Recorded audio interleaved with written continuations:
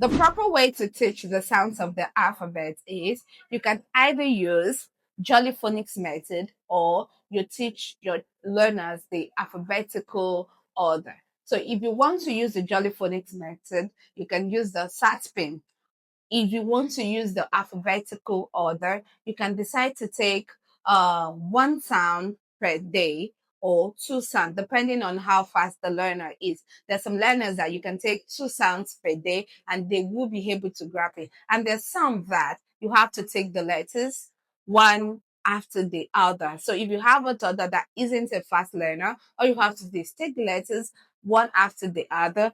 A, B, D, E,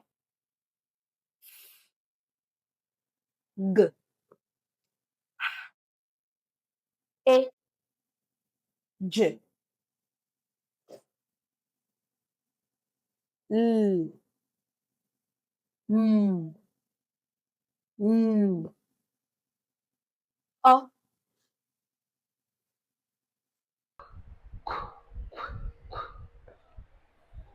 R,